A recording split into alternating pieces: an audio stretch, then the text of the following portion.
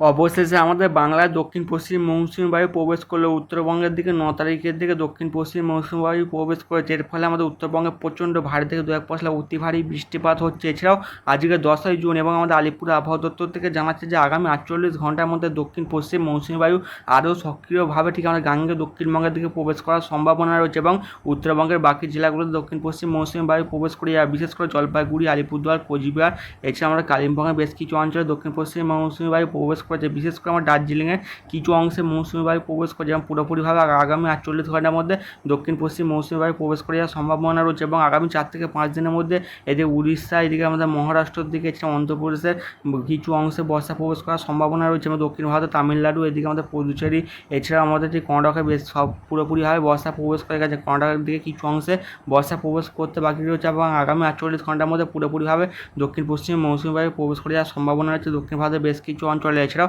আগামী 24 ঘন্টার মধ্যে আমাদের গাঙ্গে দক্ষিণবঙ্গে বৃষ্টির পরিমাণ একটু কমতে গুমোট গরম এবং আর্দ্রতাজনিত অস্বস্তিকর পরিবেশ তৈরি হয়েছে এবং কলকাতা থেকে সর্বোচ্চ তাপমাত্রা প্রায় 34 থেকে 35 ডিগ্রি আশপাশ এবং পশ্চিমের জেলাগুলিতে প্রায় 37 থেকে 38 ডিগ্রি আশপাশ এবং কিছু অঞ্চলে 39 ডিগ্রি। এবং আমাদের আলিপুর আবহাওয়া দপ্তর থেকে জানাচ্ছে আগামী 24 ঘন্টার মধ্যে রাতের বেলা প্রচণ্ড আকারে গুমোট গরম থাকার সম্ভাবনা রয়েছে ঠিক আমাদের মেদিনীপুরের বেশ কিছু অঞ্চলে এবং আমাদের বাঁকুড়ার বেশ কিছু অঞ্চলে। এছাড়াও আমাদের আলিপুর আবহাওয়া দপ্তর থেকে এটাও জানাচ্ছে আগামী 24 ঘন্টা আমাদের উত্তরবঙ্গে জলপাইগুড়ি, আলিপুরদুয়ার এবং কোচবিহারের দিকে ভারী থেকে দু এক পশলা অতি ভারী বৃষ্টিপাতের সম্ভাবনা রয়েছে এবং উত্তরবঙ্গের দিকে প্রচণ্ড আকারে বৃষ্টিপাত হচ্ছে এবং গত 24 ঘন্টা উত্তরবঙ্গের বেশ কিছু অঞ্চলে প্রায় 80 থেকে 90 এবং কিছু অঞ্চলে 120 মিলিমিটার অবধি বৃষ্টিপাত হয়েছে এবং আগামী 24 ঘন্টার মধ্যে আরও বৃষ্টিপাতের সম্ভাবনা রয়েছে। এছাড়াও আজকের ঠিক আমাদের গাঙ্গে দক্ষিণবঙ্গের বেশ কিছু অঞ্চলে দুপুর থেকে সন্ধ্যার মধ্যে কালবৈশাখী ঝড়ের সম্ভাবনা রয়েছে 60 কিলোমিটার গতিতে এবং কিছু অঞ্চলে বজ্রবিদ্যুৎ সহ বিক্ষিপ্ত হয় দু এক পশলা ভারী বৃষ্টিপাতের সম্ভাবনা রয়েছে। বিশেষ করে ঠিক দুপুরের পর থেকে ক্রমশ বজ্রগরমে ঘনীভূত হয়ে কলকাতার আশপাশে প্রচণ্ড আকারে বৃষ্টিপাতের সম্ভাবনা রয়েছে এবং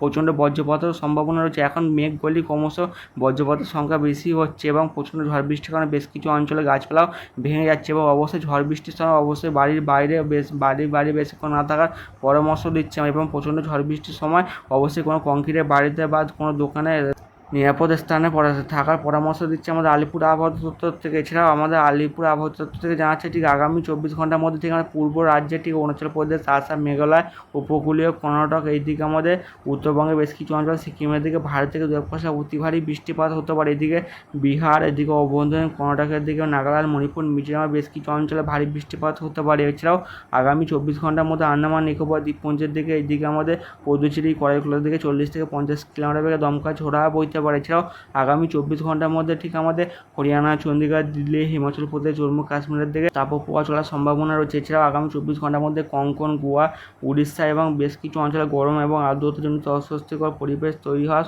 সম্ভাবনা রয়েছে। এছাড়াও আগামী 24 ঘন্টার মধ্যে নতুন করে একটি পশ্চিমের ঝঞ্ঝা ঢুকবে উত্তর ভারতের দিকে, তার ফলে উত্তর ভারতের দিকে বৃষ্টির পরিমাণ বেড়ে যাওয়ার সম্ভাবনা রয়েছে।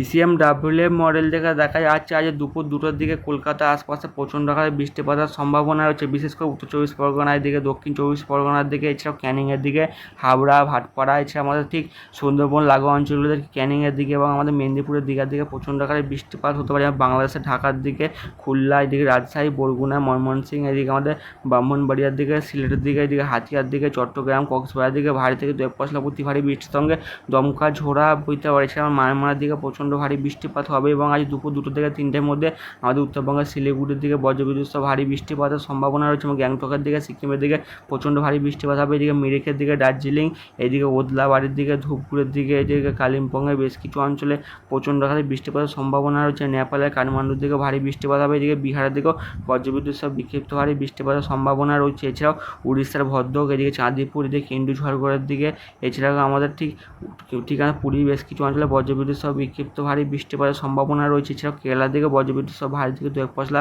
অতি ভারী বৃষ্টিপাতের সম্ভাবনা রয়েছে। এদিকে চেন্নাইয়ের দিকে বজ্রবিদ্যুৎ সহ ভারী বৃষ্টিপাত হবে, কুডলালোর দিকে হওয়ার সম্ভাবনা রয়েছে। এদিকে আমাদের মহারাষ্ট্র ঠিক ম্যাঙ্গালোরের দিকে, এছাড়াও আমাদের কর্ণাটকের দিকে প্রচণ্ড ভারী বৃষ্টিপাতের সম্ভাবনা রয়েছে এবং আজকে দুপুর পেরিয়ে ঠিক সন্ধ্যার দিকে, সন্ধ্যা 5টা থেকে মানে বিকেল পেরিয়ে সন্ধ্যার দিকে ঠিক 5টা থেকে 6টার মধ্যে কলকাতার দিকে দু এক পশলা ভারী থেকে অতি ভারী বৃষ্টিপাত হতে পারে। গঙ্গাধরপুরের দিকে, গোপালনগরের দিকে, এদিকে আরামবাগের দিকে ভারী থেকে দু এক পশলা অতি ভারী বৃষ্টিপাত হবে। এদিকে মুর্শিদাবাদ, বীরভূমের দিকে এবং নদিয়ার দিকে, বহরমপুর দিকে, রামপুরহাটের দিকে ভারী থেকে 2-1 অতি ভারী বৃষ্টিপাতের সম্ভাবনা রয়েছে এবং বর্ষা ক্রমশ আমাদের গাঙ্গে দক্ষিণবঙ্গের দিকে এগিয়ে আসার ফলে বৃহস্পতিবারের দিকে দফায় দফায় বজ্রবিদ্যুৎ সহ ভারী বৃষ্টিপাত হবে। ক্রমশ 12 তারিখের মধ্যে আমার দক্ষিণ পশ্চিম মৌসুমী বায়ু দুটি কলকাতার আশপাশে প্রবেশ করার সম্ভাবনা রয়েছে। এর ফলে প্রচণ্ড ভারী থেকে 2-1 অতি ভারী বৃষ্টিপাত হবে এবং শুক্রবারের দিকে ঠিক উড়িষ্যারও বেশ কিছু অঞ্চলে দক্ষিণ পশ্চিম মৌসুমী বায়ু প্রবেশ করবে। এর ফলে ভদ্রক, চাঁদিপুর এদিকে আমাদের ঠিকানা পুরীর বেশ কিছু অঞ্চলে, ভুবনেশ্বরের দিকে ভারী থেকে 2-1 অতি ভারী বৃষ্টিপাতের সম্ভাবনা রয়েছে। 13 তারিখের দিকেও কলকাতার আশপাশে প্রচণ্ড ভারী বৃষ্টিপাত হবে। এছাড়া আমাদের আলিপুরে আবহাওয়া দপ্তর থেকে জানাচ্ছে